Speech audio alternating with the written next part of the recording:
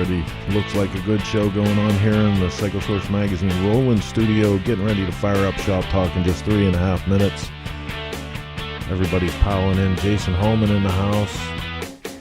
Scott, Rob Nussbaum, what's going on? Steve Broyles, what's up, Florida? That's it. We're at Willie's. We're outside of Willie's, man. Everything's looking great. Tom Kiefer, best night on Facebook. Appreciate you being here, brother. Thank you so much. David Crum, hope you guys had fun in Daytona, checking in from Butler, New Jersey. Brad Kilpatrick, hey man, this is Chris from Cyclosource Magazine. We're getting ready to launch our Sunday evening program, Shop Talk. 120 minutes of news, entertainment, all the bullshit we can fit. Glad to have you here with us. Please hit the like and share button so everyone else knows we're going live with Shop Talk in just 3 minutes. Stick around.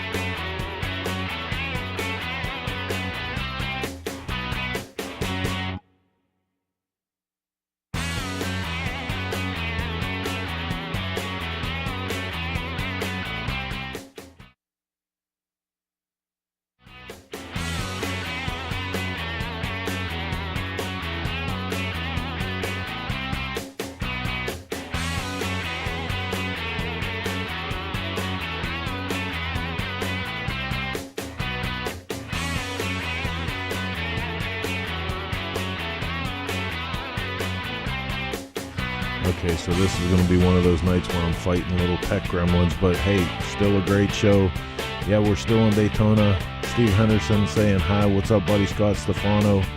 Good to see all you guys. Doug Raquette, Walla, Washington in the house. Michigan here. Joe Dragowski. Ski. Beth Corral, good to see all you guys. Hey, listen, it's going to be a killer show. We got a lot of stuff to catch up on. We're still trying to wrap up all this footage in Daytona. We're shooting, garage build stuff down here. Grease and Gears Garage. Tons and tons of content coming out of Daytona this year. That's why we couldn't leave. Plus, let's be serious, it's still snowing in the Northeast, so I'm not in a hurry to get back there. 1 minute, we're going live.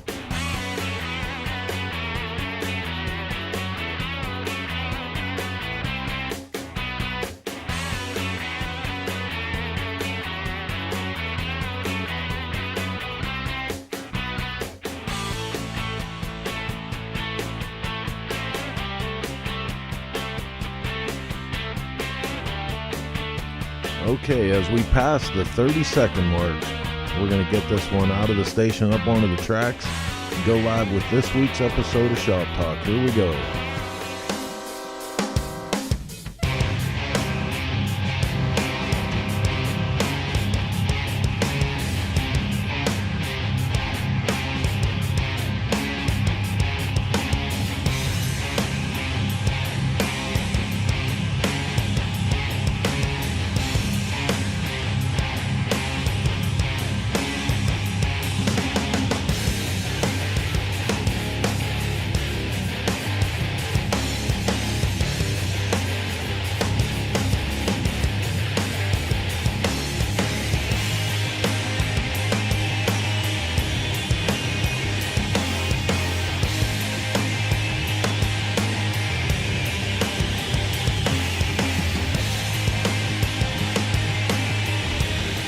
Okay, scooter tramps and chopper jockeys all across the land. It's just after 9 p.m. on the East Coast. That means it's time for another episode of Shop Talk. I'm your host, Chris Callen with Cyclosource Magazine. I am in the mobile studio. See, mobile. We're mobile. Hi. Oh, so good to be here with you guys. It's been crazy. People still out of Daytona for a week, and we're going at it like it's nuts. Collecting material in Lakeland. We're going down to Lauderdale. Like, it's crazy, but all that stuff's to come. We're here tonight to have a show, Sunday night in the house. I'm going to bring the crew in and see what's going on. What's up, crew? Hey. Hey. What's going on? Mark, so good to see you here. I had to drive to Florida to spend time with you guys, I guess. Right? I don't know. I'm not leaving here. The weather up here is beautiful. You keep saying it's snowing up here. We got some great weather right now. Yeah. Yep, it's been sunny, 60 high 60s. It's great. For how long has it been high 60s? Come on. Well, 2 days in a row, Two- this whole week. 2 days in a row. That's right. I'll take it. So Florida, the yesterday, everything turned. It was beautiful down here the whole way through Bike Week, man. Everything was killing. We went over to Lakeland. We've been doing a ton of stuff with Jason Holman over at Cycle Stop. On the drive back across the state, the sky opened up, and it hasn't been the same since. It's been cold and rainy, and like I'm thinking, is it me? Did I do this? And like cold, like raw, bone chilling cold. Yeah, like, when that cold hits that water, that mist, for some reason it's wicked cold. Doesn't need to be, temperature doesn't have to be low, it just has to be chilly down there. Yeah, it was cold. Thankfully, I had a Twisted Tea fleece onesie. Oh, here we go. Yeah, now we're gonna talk about her onesie. She's personally I looked sponsored. like a giant banana, but I was warm, so it was She's okay. Personally sponsored by Twisted Tea at this point. Walking around like a giant yellow banana. Yep. But so yeah, Daytona was off the hook. We got tons of video and stuff coming up from that. But this week, we have Jason coming in from the Motorcycle Cannonball, Jason Sims, and he was just at the Meekum show and gonna tell us about the Chase dates this year and some of the good stuff that's opening back up, and that's right, Rob Nussbaum. I am part of the Flannel Mafia tonight. Where's my sponsor logo? See that there? What's up? Right on. Is that all you got? It is. What about you? What have you been doing back in PA? Working. Yeah. Kicking it. Yep. Same old crap here, since not doing any traveling, trying to get some stuff done here. Right on. Get some good paint work done, that's for sure. Scott Stefano, yes, we did say it's cold in Daytona. Like, It is cold. and we're from the Northeast, so if we're saying that, it's pretty cold. Steve Burrow says 63 in Michigan. Hey, this is a little program we do every week, Shop Talk, Sundays 9 p.m. Eastern Standard Time, through the courtesy of the Dennis Kirk Motorcycle Studio. We bring you, some entertainment. We bring a guest or two, some information, some tech stuff. 120 minutes, all the bullshit we can fit. Usually starts off with a little program we call the news.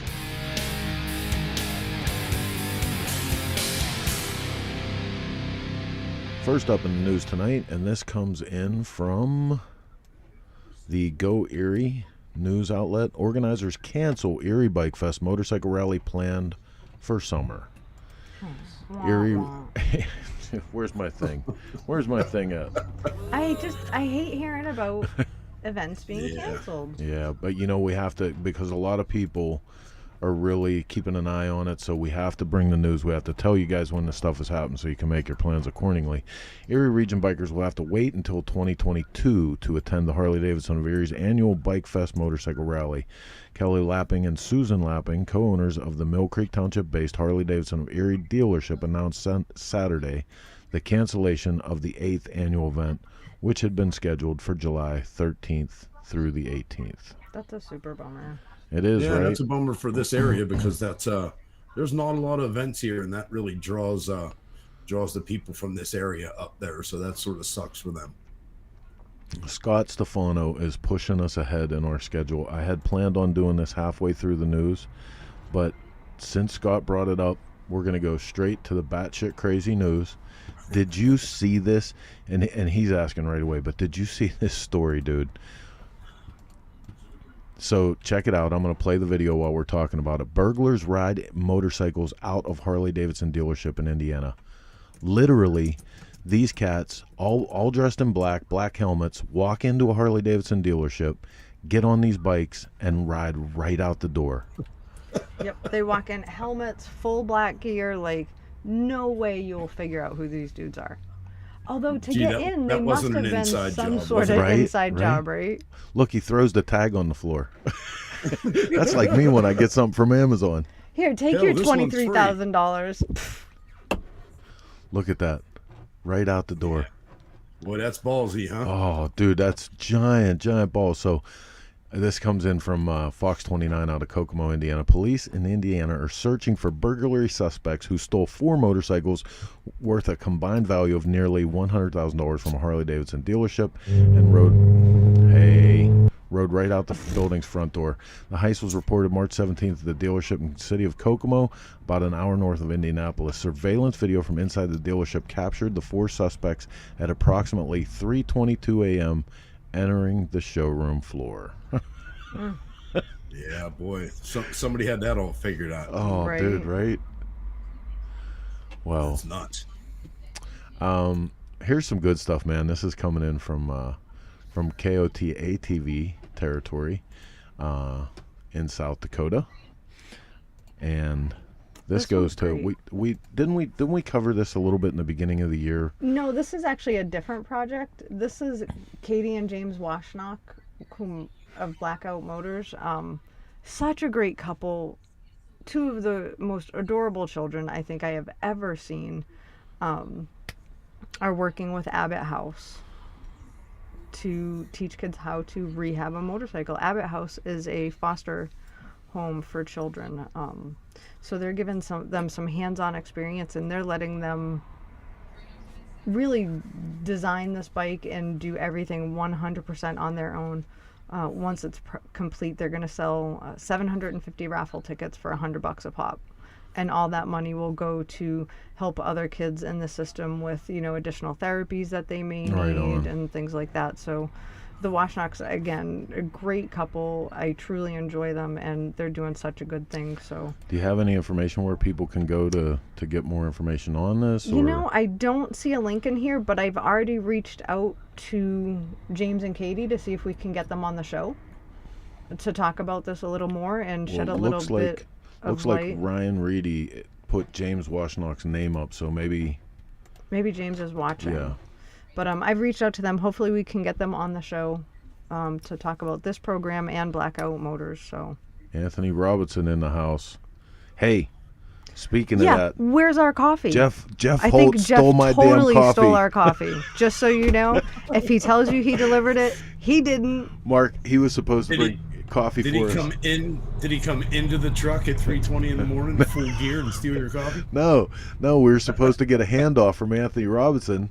And Jeff never showed up with the goods, man. He was like sending us a package from California. Maybe that's what happened. Jeff was Did it get lost in the mail? Maybe that's what happened. Jeff was like, oh, okay, package from California. Yeah, right. I would have done that. Oh, that's good. That's good. There's plenty of that stuff to go around. So, hey, next up in the news, this is coming in from the Rob Report, and this is exciting news for this company. The Royal Enfield Interceptor 650 bike just broke the land speed record. The previous record of 120 miles an hour had stood since 2016.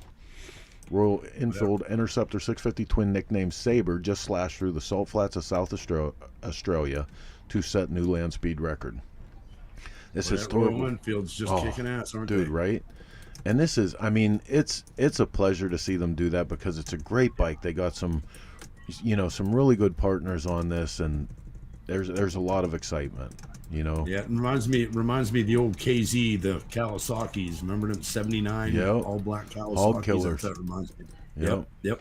So it says under the caption here, the bike's best time for the event was a lofty 133.779 miles per hour. Right on.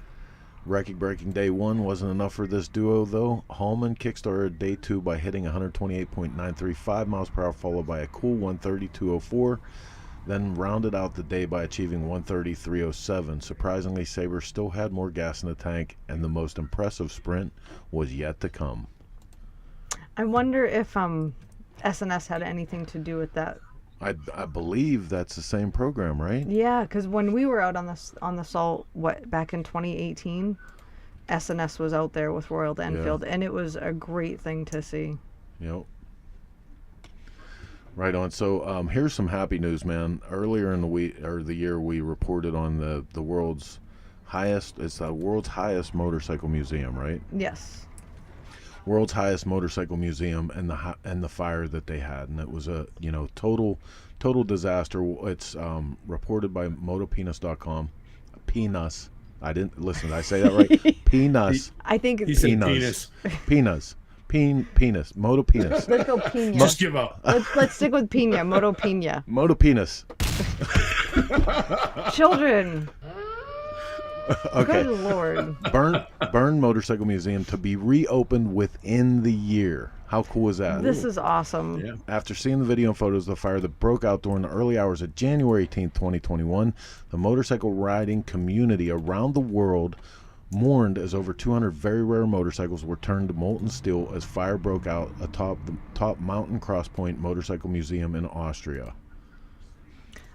It's incredible that so many people are donating or lending their bikes to the museum. It's going to be a great thing to see. I wonder if they're going to rebuild. I mean, in American terms, the building that lot was lost was 33,000 square feet. And what's the backstory there about this coming back? So the Attila and Albin Schieber are going to rebuild the museum, and they plan to reopen. To date, collectors from all over the world have pledged a total of 250 vintage and collectible motorcycles that will span the past 120 years. Yeah. So people, obviously seeing what happened and such a loss, are stepping up and, lending their bikes to be displayed to this museum. And what an incredible undertaking that's got to be. On. So it's not shocking in the motorcycle community, though. I mean, oh, absolutely. Most of these people are big givers, so that's cool. So moving on to the last piece of news that we have for today, because we're super excited to get into this with our guest in a couple minutes here. But this is also pretty cool news, man. Moto Guzzi in the news, and this is coming in from Optimum Performance Motorsports. 100 years of Moto Guzzi Centenario celebration. With the 2021, the year of the Moto Guzzi Centennial is launched. And how do they do this best? I feel like I need to speak in an accent. 1921, 2021. Moto Guzzi, hey. Bene. Bravissimo. To celebrate 100 years of the Eagle, the GMG Giornate Modali Moto Guzzi are back from 9 through 12 September in Mandello del Lario. With an extraordinary edition, a special centennial celebration livery is unveiled, produced in an exclusive edition only in 2021, inspired by the legendary Otto Cylindri. I can't speak. I can't do it tonight. Just keep saying manja. This one's for you. But there's the centennial lineup, pretty bitchin' and fantastic for them, right? Yeah, right on. All the companies that are boasting their 100-year history in motorcycles, and there's old Moto Guzzi putting a foot in the ass. Good for them. Gotta love the Italians. Back over to you, Jane. Oh. I got her with that one, dude, right? I have to say, I don't know if I like being in the mobile studio. Why? Because at home I have there's just a delay on the screen that I see here, even though I could turn and look at your screen, but then that wouldn't be very... You can look at my screen, baby. Hello. I'm too tired. So, we're in Daytona. Daytona Bike Week has been over for a full week now. I am so tired. I think he's actually trying to kill me this time, Mark, for real. Well, you keep saying that we want each other all to live till we're 1,000 years old, so we suffer. Well, I don't know if he's trying to kill you. I'm going to say no, he's not trying to kill you. Although look at it this way: he can't do this shit by himself. You're not going anywhere. That's right. You're not going anywhere. So, although I will say he did give us one day off that we failed epically. Oh, dude, you have to tell the story now. You have to tell the story. Do you guys know anybody that can fail day off? We can fail day off. So we had a breakfast meeting with Billy from Twisted Tea. Just casual, hey, what's up? Love you, good to see you. And then we had the whole day off. Yep. And we're like, oh. Go for Heather. We're going to go take a walk on the beach. I'm like, that's great. And we're all the way, we're a half hour from our campsite. No, wait a minute. It starts with a trip to Ross. Because we go to Ross because we're a half hour away from the camper, and Ross is like 2 minutes from where we are. So we're like, okay, let's just go get some flip-flops and some shorts, and we're just going to go for a nice walk on the beach. Now, flip-flops and shorts, and this is important for this story. The shorts were a size and a half too big. And had pizza slices on them. And the flip-flops were about 3 sizes, or shorts were too small, flip-flops were too big, right? It's important. That's going to come up later. Pay attention. So we start walking, we get to the beach, and we're holding hands, like. And he's like, baby, I want to go boogie boarding. Well, but first, the rule is, this is the day off, right? Yeah. So what do you do on your day off? He makes us leave our cell phones in the truck. No cell phones. No cell phones, for the day no off. wallets, because we're just going for a walk. So we get down there, and he gets to the beach. Perfect parking spot on Granada. No problem, because it's early. For a school bus-sized Sprinter van, I find parking on the slip. Yep. On the slip at the beach. This was meant to be. Mm-hmm. He's like, I want to go boogie boarding. I'm like, okay. There's a surf shop up there. Why don't you go grab the truck, get a boogie board. I'll meet you at the next launch. Well, actually, I said at the launch. And in my head, I was thinking the launch that we did the photo shoot at a few days prior. It's the only launch I know. And I think he knows this. That launch is 2 miles from where I am. Not a big deal. I'll walk. I'm like, I get my steps in today on my little Fitbit. So I'm walking, and every launch I go by, I look, no giant white van with 6-foot skulls on it. I keep going. And I walk a mile past where I think I'm supposed to be.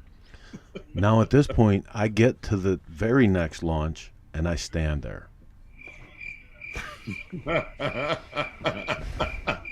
And I stand there. Yep. And I stand there. So I book it back again to where I think I'm supposed to be. No cell phone, no wallet, nothing. And I go up to the little, guy that takes your money so you can drive your motorcycle on the beach. I'm like, sir, may I please use your phone? Is it a local call? I'm like, you have an iPhone. It doesn't really matter if it's a local call or not. Now, mind you, at this point, I've already walked 4 miles on the beach in either barefoot or flip-flops. 4 miles. And I have no sunblock. So I go up to the corner, and there's a restaurant there. And I'm like, may I use your phone, please? I'm calling Chris, because he's supposed to be in the truck. 8 times. No answer. I'm like, well, maybe he got a boogie board, and he's on the beach boogie boarding. I'll see him if I start walking back. No. While she starts walking back, I start walking back to the place where we left each other's company. Yep. So now we're both walking the wrong way, away from each other. So eventually, after I've walked literally 6 miles on the beach, I finally get a phone. He answers. I'm like, I'm just going to go out to the street and walk down the street. Just stop when you see me. And at this point, I'm upset because it's been several hours. Again, no money, no cell phone. I can't even get a water. And I can't even get an Uber to take me to... Dude, by the time the thing's said and done, she's in the passenger seat of the Sprinter. I'm pissed and raw. I'm rubbed raw between my toes and between my legs. She's crying. I'm pissed. I'm like this down the road. I'm like, don't be mad at me. Can't you see I'm upset? I ruined day off. Let's just go home, she says. I said, we are not going home. We're not going home. We're going to have the happiest Christmas since Danny Thomas tap dance with Florida vacation. Oh, so bad. I said, we are going 5 miles down this road until we come to a beach where nobody knows that we're the 2 idiots that were walking around circles a half the damn day, and we were going to have a day off. Yep. So Chris and Heather failed day off. All right, man, listen, let's take a quick commercial break, and when we come back on the other side, we're going to bring our guest in, Jason Sims from the Motorcycle Cannonball and Cross Country Motorcycle Chase. This is Shop Talk. We appear here every Sunday, 9 p.m. Please join us as much as you can. Don't go anywhere. We'll be right back in the Dennis Kirk Motorcycle Studio. Stick around.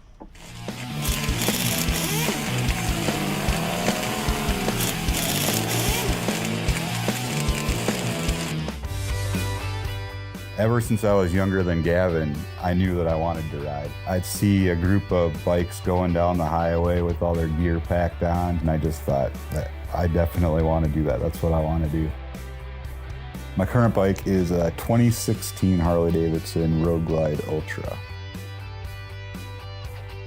I think it would be awesome if when he's old enough to ride, you know. I'd love to be able to go riding with him. He won't want to ride on the back forever. We just did an exhaust swap, a slip-on exhaust swap. My favorite part is when screwed both out, took them out. He did a test sound before that, and when it was all out, it was louder than it was before. Oh, because we pulled the baffles out, didn't we? Yeah. Yep. I want to take people with me in my travels and stuff and show them the Midwest. Not just for the Midwest, but just to encourage people to get out there and explore. I'm Andrew, this is my son Gavin, and we are a Dennis Kirk family.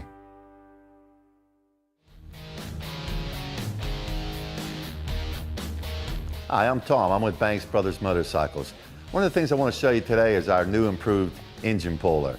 The changes to this machine has been in the arms and in the hands. We put hind joints in the hand to allow rotation of the engine, which makes it easier to get it in and out of the frame. With the angle change, we have equal clamping pressure on them. And over here we have what's called the posi lock, which allows this to be locked in place and the engine can't swing from side to side.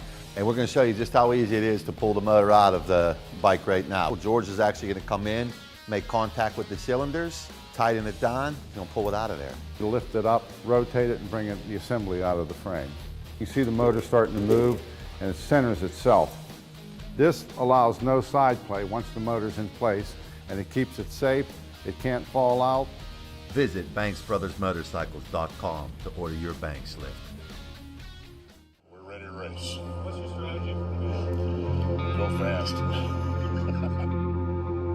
The Fueling name has been associated with racing and high-performance engines since 1974, when founder Jim Fueling started fueling the flames.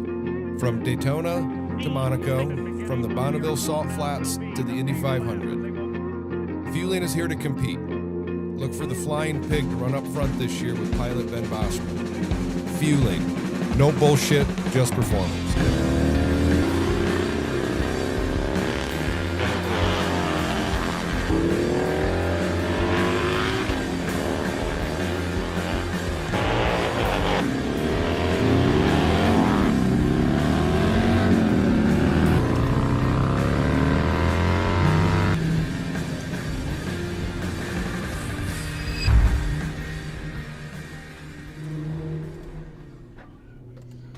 Okay, we're back. I want to thank all of our sponsors, Dennis Kirk on down. Everybody that you see right up here in the little logo roll helps us get this show out to you guys, and we appreciate all of you watching us. And dude, tonight, awesome audience. Like, good to see Tom Kiefer here, Carl Pusser, Karen Moore is here, Rob Nussbaum. One man's back in the house. We haven't seen you for a little bit. Mike Draco.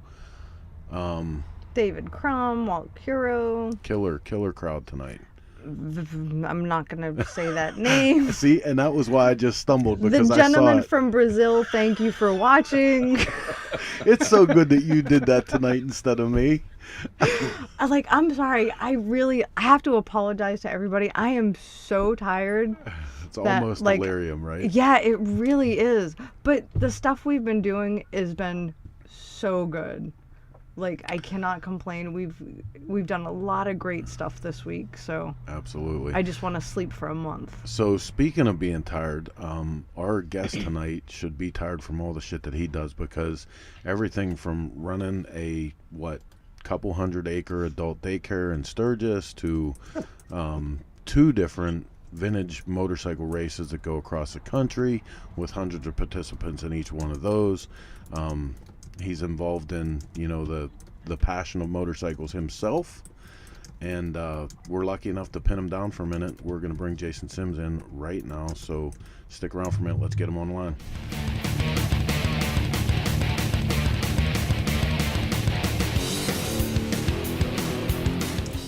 Jason, what's up, man? Dude, go back to the music.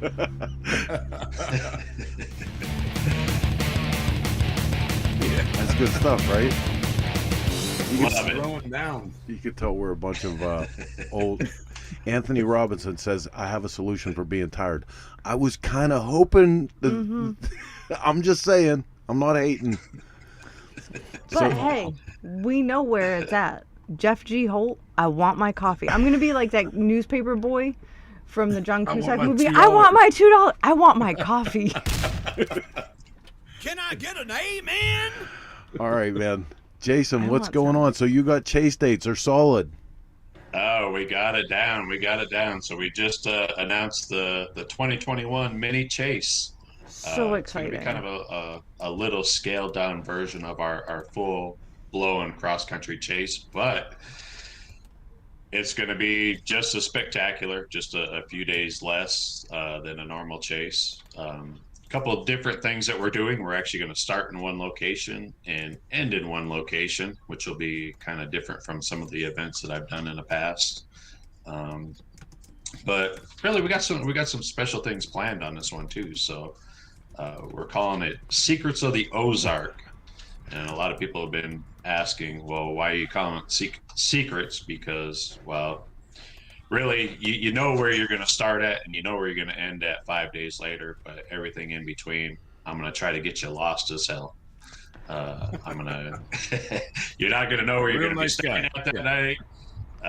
You're going to really have to be on your game a little bit with the whole navigation thing. So it isn't going to be as simple as not knowing where you're usually at and being able to Google a road to find your way there, because you won't know what city we're going to be in. So, I mean, I'm keeping it secret from almost all the staff and volunteers also. So you can tell me, I won't tell anyone.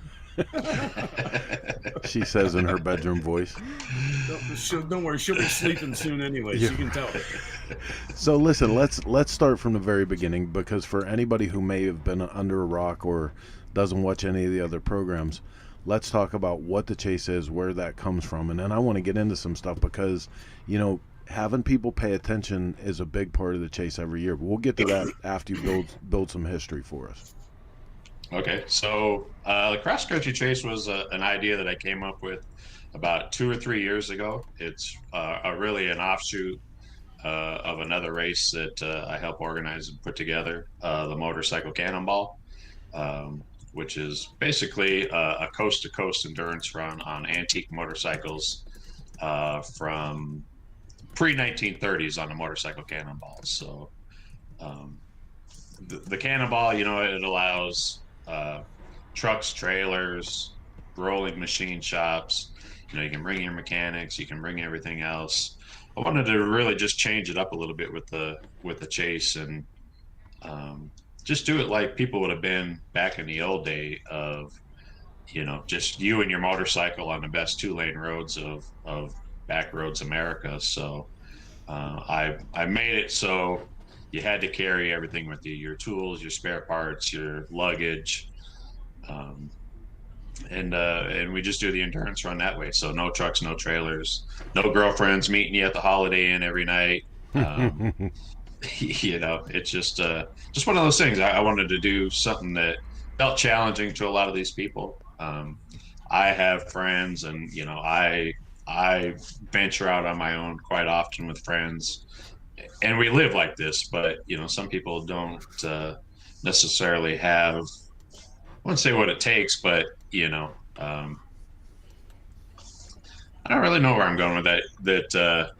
I gotten a lot of inspiration from guys like Panhead Billy and Kurt Clockengay, and some of these guys that are just traveling gypsies on these old motorcycles. And I just wanted to show other people that we're only used to riding around swap meets and a little bit of some antique motorcycle road runs, and really kind of push their abilities a little bit and show them that, hey, you guys can do this too. You can do all these things that all these other guys are doing. So David that's Crum, why we put the event together. David Crum just said the gumption, and that's the thing. Like, I think secretly inside, almost anyone who rides a motorcycle that sees, Panhead Billy or Beaner or Scotty or, Chip, like when they see these guys, I think a little thing inside all of us wish that we could do something like that, you know, but it's intimidating, especially on older motorcycles, man. Like if, you know, and that's a challenge, the old motorcycle right there. I mean, just some of those old motorcycles, you have issues to go the distance that you go. So exactly. Technically, honey, you could do this on the ticket. Yeah. Now, how or could he? Is his bike modified too much for that? We have someone asking about the rules too already. Yeah. So the first event, we were a little bit more stringent on it. We were looking just for like period correct, all traditional, original machines. I've since kind of lightened up on that because I realized that, you know, people were really kind of customizing these back in the day. There's really no difference if you're raking out something. You know, really the only thing that we're asking for is that, hey, you have an original motor and original transmission. You know, we don't want to see any, you know, STD cases or SNS knucklehead motors. We want the real deal, old school stuff. Same with the transmissions. I guess that would keep the competition somewhat the same also. Right. Compared to like somebody showing up with a crazy built motor or something like that. Yeah, really. I mean, in all actuality, this is a challenge of man versus machine. You know, it's you against your machine. You know, you need to keep that machine going. That machine needs to keep you going. So, yeah. You know, and I think that's the old thing too about the, you know, some of the best stories we've ever collected are not from, oh, I left my house, it was sunny the whole time I was on a trip, the bike purred along, and, you know, I got there and ahead of time and felt great. You know, that's not where the good stories are. Well, that never happened to us once, so. And really, I mean, we make you push it on this event. You know, we see all aspects of all different types of conditions. I mean, on the last year's chase, when we started out, it was 50 degrees and raining. It could even have been colder than that. I think it was actually in the 40s up in Michigan, raining. You know, so you're doing some of this stuff that you may never do before. You're riding in the rain, you're riding, you know, in extreme heat, extreme cold, wind, and you got to do it, because if not, you're left behind, and you know, you're out there on your own. At least with me, I mean, as a group's moving forward, I give you a little bit of security of knowing that, hey, there is a sweep truck back there, and if there is a catastrophic failure on your motorcycle, I will pick you up and get you to the town that night. So, and then after that, you're on your own. So one of the things, and you know, I have the privilege of engineering for you guys on the Cannonball Chronicles on Wednesday nights. And one of the things I hear all the time when you have a guy or girl that'll be a Cannonball rider who has also done the chase, you hear them all the time talk about the questions and the quiz that goes on, and that's right. It's become it seems legendary. I mean, I haven't been on this yet, and I'm super curious about this because everyone bitches about the quiz. So it's a new little element that I brought into it. Really, I just wanted to see.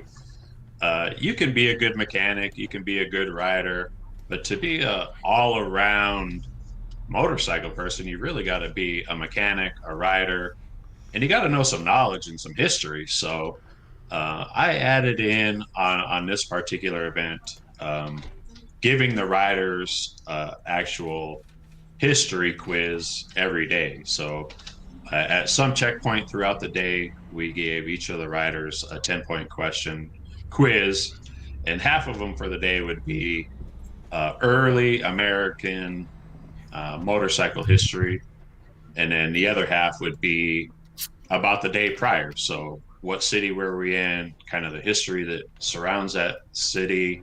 It could be like, how many bridges did we cross that day? Yeah. What type of bridge was this? Was it a suspension? Was it a cantilever? I've even gone as far as, how was this city spelled? You know, so it's really just paying attention to detail. And Chris would really fail that one. Chris would fail spelling. More and more through this, I'm realizing Jason's just a mean person.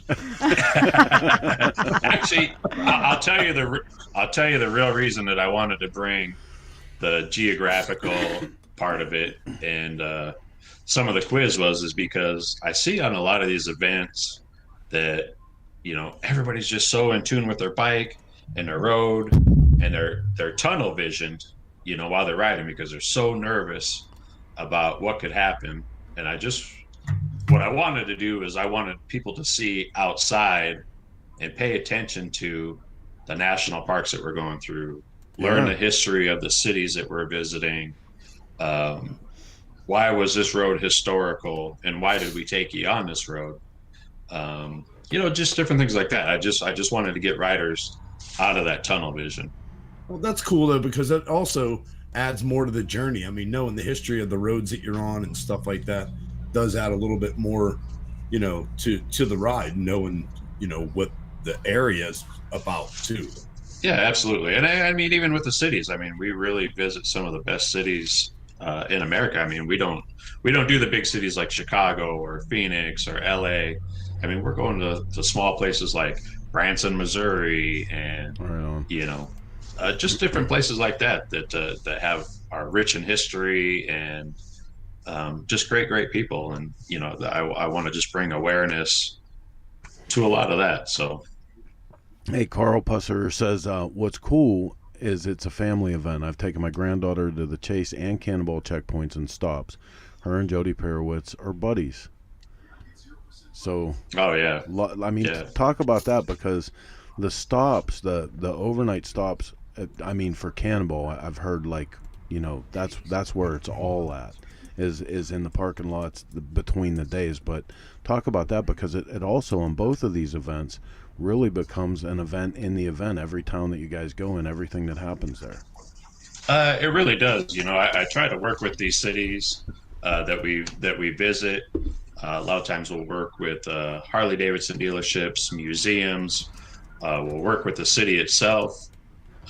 Really, it goes back to just trying to raise awareness to what's in that city, and give the city kind of a return on their investment for bringing us there. You know, we always want to make it free, and we always want to make it family friendly.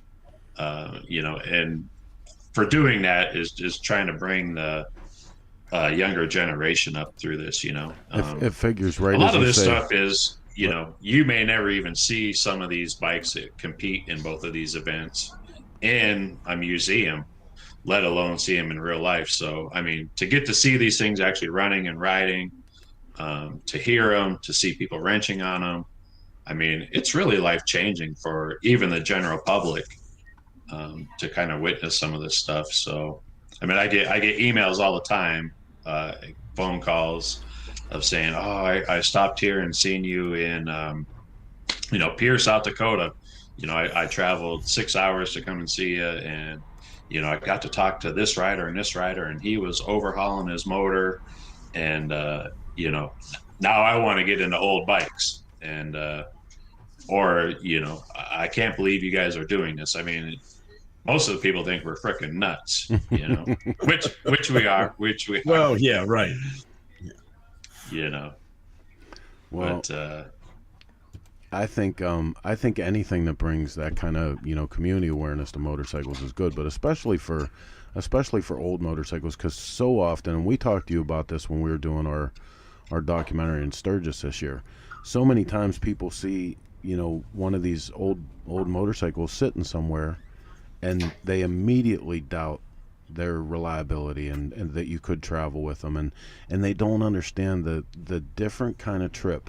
Because, man, I'm going to tell you what, I love all the different motorcycles that I have, but there is nothing like taking a trip across the country on a 49 Panhead, on my 49 Panhead chopper, because I'm not going to go faster than 60, maybe 65 miles an hour. I'm going to be pushing. I've been on that bike with you. I know better. No, but I don't. I really Nice don't. try. Not on the Panhead, on the shovel. Oh, on the shovel. Totally different on the story. shovel. The shovel is a missile, but the Panhead just doesn't like to run like that, you know. And it's a different trip, man. Like, you get into a groove with it, and you listen to the clickety clack going down the road, and I can imagine, like, if it was still in stock trim, it'd be like a trip back in time.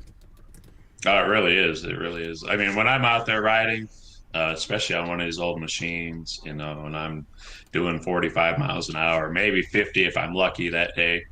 I just look around and I imagine like, hey, I'm on this 1934 Harley. You know, what was it like in 1934? I mean, right. Are we traveling kind of some of the same roads? You know, was there horse and buggy still out here? You know, would I have been chased by Indians? You know, I just think about the history like that, and I think about like the settlers, and you know, what were they thinking as they were traveling through here? Well, I think maybe that's the cool part about the history thing that you're bringing into it with the, you know, with the little quizzes you're giving them. Like you're bringing a bit of that back also. Absolutely. Absolutely. And I know they don't all do it, but I know like people like Tom Banks, he'll even dress in period correct clothing for the bike that he's riding. He takes it very seriously, right down to like his tool bag is period correct for the bike. And he has, you know. Did you just call Tom Banks a tool bag? No, of course not. That's not very nice. You would call Tom Banks a tool bag. No, I would he not wouldn't call Tom either. Banks a tool bag. Well, Mark's mean. I actually like to see Tom dress up and get out of his sweatpants. Hey. Rob Nussbaum says, would George Washington ride an Indian? That is completely inappropriate. Oh, that's a good question. Leave it to the leader of the Flannel Mafia to toss a question in like that. I think there's a little, I mean, we don't have anything set in stone, but I think there's a little rumor that Chris and I might be following you guys. Maybe? Heck yeah. We got to make it happen. So someone was asking, Jeremy Sather, being a guy that worked for Mecum and seeing these vintage bikes, I would love to see them in action. How do you get a list of the stops? And we had up earlier the Cross Country Chase website. I'm going to show you again, and I'll throw the link up for you while we're talking. There we go. I got it. All right. So usually I do promoted stops twice a day on either the Cannonball or the Chase. So we'll do like a hosted lunch stop, and then at night we'll do a stop where the general public can see us. On this particular Chase, the one that we'll have this July, nobody knows where we're going to be at. So to promote a stop is going to be we're actually going to do probably a pop-up event in each town. Be like, you know, when we get there at 4:00, say, hey, guess what? We're in. I almost slipped right there. I was going to say one of the cities.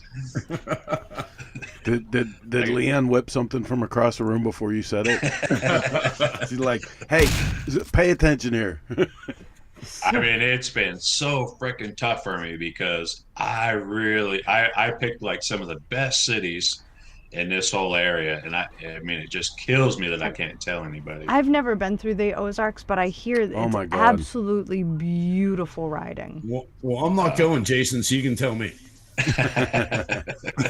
Listen, here's the thing about riding in the Ozarks. You will get lost in your own mind, and I've been on the entire Alaskan highway. You know, I've ridden through the Denali National Forest, coming down the other side. I have never gotten lost in my own mind like riding through the Ozarks in the middle of the night. Like, it's just, there's something about that place, man. It's great. It's insane. And just all the little teeny towns. Yep. The little 2-lane back roads. I mean, it's unbelievable. Yes, sir. Very cool. Even though, I mean, the hosted stops really make a big part of what we do to get the public involved. I mean, we're still going to give the public a chance to see us. It's just going to be on a very, very short notice, you know. I mean, most of these places are tourist towns, so, you know. Well, I'm sure you draw a crowd no matter where you go anyway, so. Right. I mean, really, when I kind of came up with this concept, I mean, we're not there yet. I mean, with everything that's going on, I mean, I kind of wanted to try to do something where we could fly under the radar a little bit, not get in trouble for having mass gatherings, because these things do sometimes attract a couple thousand people to some of these towns. And so, you know, we'll fly under the radar a little bit. I mean, really, this is just to get people out that have been cooped up for a year to get out there and ride. and put your trust in me to show you a good time. So, yes, sir. So they have, I saw on your website, they have it until April 1st to submit their application, correct? How many riders do you think you'll have? So right now we're only taking pre-registrations. Okay. So we're actually going to open up registration come April 1st. Oh, so, okay. I'm sorry, I misread that. So right now, everybody that signs up on the pre-register list will actually get the link to sign up for the event come April 1st before we actually put it out to the general public. So if you have any interest, we're telling people, hey, get on there, get on our mailing list, get signed up for the whole thing. So you get first track, because I'm capping the thing at 100 riders. So the first 100 riders that sign up, that's the event right there. So, well, and I'm going to say something on your behalf, because I know you're going to be too modest here today. These kind of events are priceless for the people who attend them, for the people who get to see them come to their town. But man, it's a monumental undertaking. So support this thing however you can. Come out to the stops when you know riders are in town. Get out to the store, and if you buy a poster, a t-shirt, whatever, to support what they're doing with both the cross-country motorcycle chase and the Cannonball, it'll mean the world for them. So take care of the people that are taking care of our history.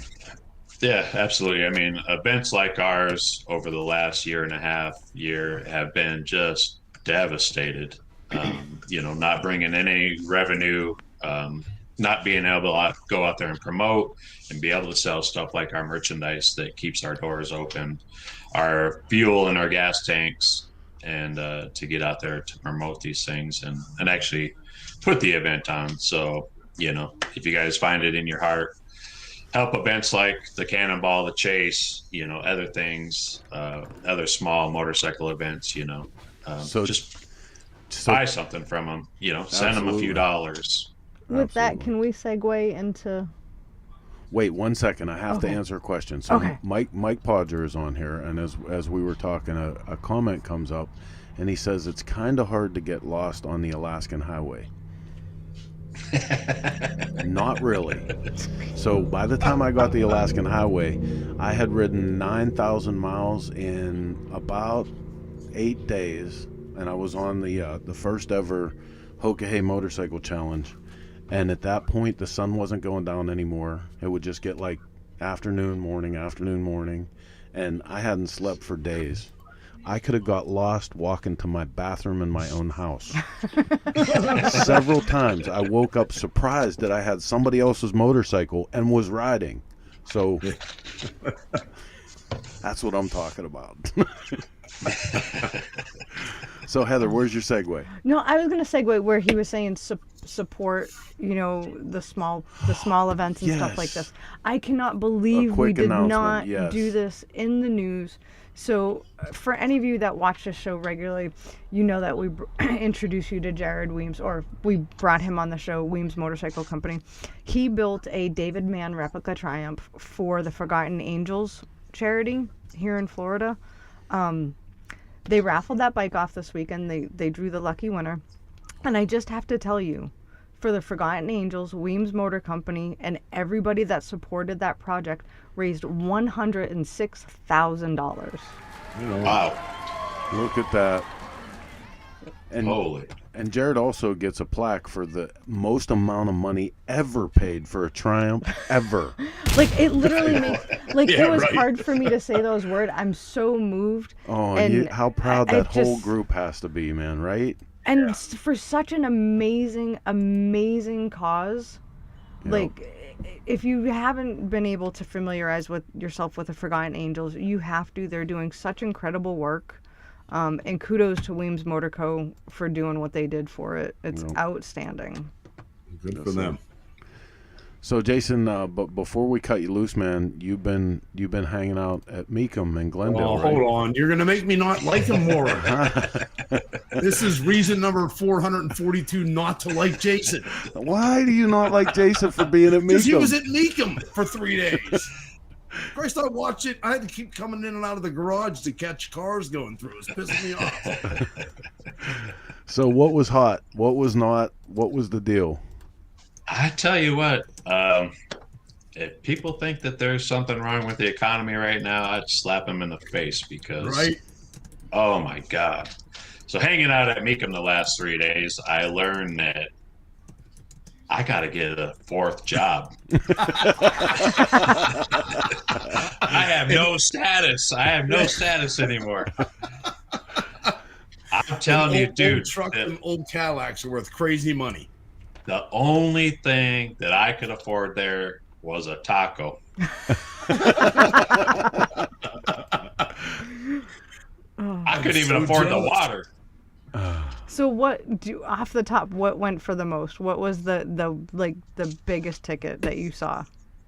So I think the biggest selling car over the weekend was yesterday afternoon, 1967 Corvette that went for, I think, $2.6 million. Oh, what? Yeah, I've been looking. Yep, we were looking through this Is it early in the show. Covered in gold and diamonds? No. Like, seriously. That's the funny part.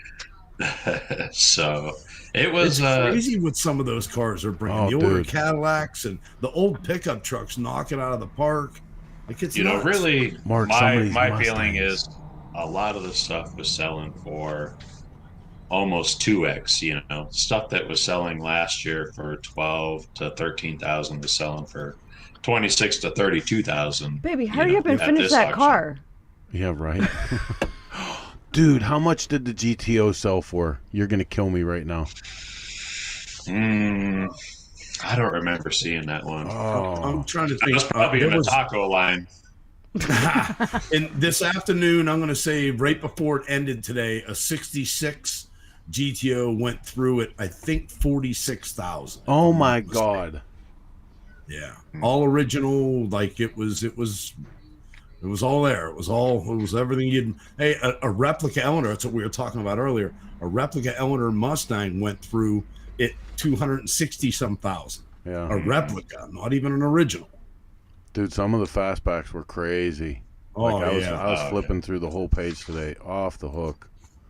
Dude, that is so the motorcycles at a car auction were surprisingly did very, very well. I've been seeing this trend in early Hondas again. So like the 60 or the 68, 69, 70 Honda Z50s, the bikes that everybody grew up on, they are super hot right now. Yeah, selling anywhere from $6,000 to $10,000. It's nuts. Mark, check it out. Insane. There's my exact 67. This was one of the first bikes that I had to sell to keep the magazine going back in the day. Yep. Oh boy. Even the Triumphs this year at this particular auction, being a car auction, you thought they would have been pretty light, but they did really, really well. I mean, they were in the high teens. Right on. Yeah, it's crazy. And you're, like you said, you'd think with pandemic, with money like it is right now, with the government handing everybody checks, these cars are going through, and bikes are going through big money. Yeah. I'm anxious to see what Meekum in April, the motorcycle auction where I want to go to that one, not because 1,800 motorcycles. I'm anxious to see. Right? Are we going to see the wave that cars have been seeing? So it'll be interesting. That's definitely, I think, a bucket list thing, just so I can see the motorcycles and experience that. I know I can't buy anything. Yeah. Going to a Meekum show's always been on my list of things I want to do. I've never had the opportunity. Man, we're gonna have to go. We're gonna have to go. And I like Vegas too. And I said now they're actually having like lower cars. You're not going to go spend. You're going to go spend anywhere from I've seen them from $1,000 to $10,000 compared to 50 to 150. No. Wait a minute. Do you understand? I saw it. No. Oh boy. This is the bike boy. the Rocket Rex Stanton and Marty Sipes touring Astro motocross with these bikes. Oh yeah, that's cool shit right there. So guess what that sold for? Tell me. Oh God, I don't want to know. God, I'm going to say Let's 10. see who gets the closest. 10. Oh, come on. I don't even know. I don't even have a guess. That's not up my. 17,000. Wow. Whoa. No shit. Well, what were you telling me? There was an AMC Gremlin. Yeah. So my buddy brought a 73 AMC Gremlin to the auction, and Hammer priced it at $19,000. Ooh. World record gremlin price. That's no shit. And a gremlin. And you must really like this guy because you said your friend brought a gremlin. So I was pissed at this guy. He wouldn't even take us to frickin' Red Lobster afterwards. Oh, that bastard. He's like, "I'm taking you to Burger King, bitches." And I'm like, oh shit. All right, man. Well, listen. In case you guys are not aware, on Wednesdays, Jason gets together with Rob Nussbaum. They have a little program also on all of these networks at 9 p.m. Eastern Time, and it's called the Motorcycle Cannonball Chronicles, where they bring in guests and talk about the motorcycles, the memories, and the riders of the greatest antique motorcycle race in the history of the United States. So make sure you check that out. Where are you going next? What's going on? So I'm here home for a couple weeks, and then I'll be in Fredericksburg, Texas, for the Texas Fandango. Yeah, buddy. You may end up seeing Heather and I there. We're really trying to figure it out. Oh, it's going to be killer. I mean, we're looking at dirt drags. We're looking at chopper races, antique motorcycle swap meet. I mean, flat track racing. I mean, they got it all. Mini bike races. Heather, are you making a pouty face? Yeah. It's not working. It never does. It does sometimes. Hey, really. Just because you screwed off day off this week doesn't mean. Who fails day off? Like, seriously? And listen, she was so disappointed. I was so mad. She was crying not because she was scared that I was super pissed off about it. She was genuinely disappointed that we just can't do a good day off anymore. Like, we blew it, man. We so blew it. Dude, we've been going so hard so long for so many years that days off are a waste of time at this point. So I'm willing to try again, though. Yeah. I can be taught. I will keep trying until I get it right. Dude, I've known you for over 30 years. You can't be taught a day off. Trust me. I've known you too long. All right, man. Well, listen, dude, thank you so much for coming in and giving us the update. And I'm looking forward to like the show has been killer. I've learned so much about so many people and the motorcycles, and like I can't wait to see more of this stuff. So I think it's fantastic what you guys are doing. Please keep it up and keep us in the loop. Yeah, absolutely. And before we go, I want to give a shout out to my beautiful wife, Leanne, and my good buddy. Thanks, guys. All right, man. Take it easy, and we'll see you on the air on Wednesday nights. Jason, always good to see you. All right, see you guys. Fantastic. Dude, he's one of my favorite people. He's a lot of fun. I can't believe you keep throwing in the Flannel Mafia deal. You're killing me. You're killing me. Did I tell you? Did I tell you Nussbaum like had a sidebar with me? He's like, "Hey, what's Mark talking about there?" And I was like, "Seriously?" Yeah, right. Well, nobody said he was quick, you know. That's so funny. All right. So real quick, I'm in the process of scheduling out the next couple months worth of shows. I want to know who people want us to have on. Like everybody else. I need sound effects, damn it. A little bit. That one is a little creepy, yeah. Can I have sound effects, please? Somebody says that's from Duke Nukem or something. I don't know. That one's so anyway, groovy. Send us your suggestions for guests. We'll work on getting them on. Hulk Hogan. Jason. Hulk Hogan's a great guest. Yeah, he would be a good guest, actually. Let me tell you something, brother. You get down there in Daytona for your bike week, you want to have your buddy with you. Oh, that's why I always come with the Hulkster. Yeah. Dude, they're starting to do that. They're starting to do a show here, a series with the history of wrestling and the actual wrestlers. Yeah. So yeah, to get a couple of those guys on would be so badass. I mean, I was never a huge wrestling fan, but some of the people they portrayed, the personification, was so cool. All right, so we have Steve Rinker. We've had the Rinkers were on Cannonball Chronicles. I'd love to have Mike Podge, Victor who? Another Rhett You want to try that again? Rhett Rotten. I reckon I like when you talk funny. Oh God, Rick Fairless. Rob, come on, really? Jorma Kekkonen? Okay. I don't know who that is. Good try though. He just wanted to make me talk. He just wanted to make me talk that. funny. You need macho also. Whoa, that's what I'm trying to tell you.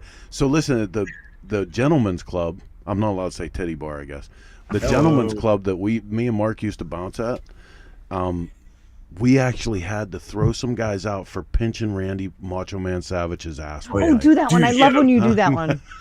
He had a meltdown. Quick, do that one. It's so good. So when the wrestlers came into town, it was the whole night always ended in a huge fight.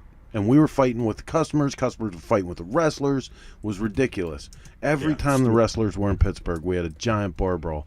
But this night in particular, Randy Savage, you had to know, never out of character, always the Macho Man. So he's at the titty bar, and someone pitches his ass, and all you hear is he spins around. Oh, you like that, fat boy? You like to pinch another man's ass? And we're like, oh my God, this is gonna be the night, because the guy's with like 30 other guys, and they're all gonna kick the dog shit out of Randy Macho Man Savage in the middle of his titty bar. Yeah. Oh. All right, before this goes too bad, I want to remind you that you're watching the family program Shop Talk, where we talk about motorcycles and two-wheel entertainment. And thank you for tuning in. You have such a good radio voice.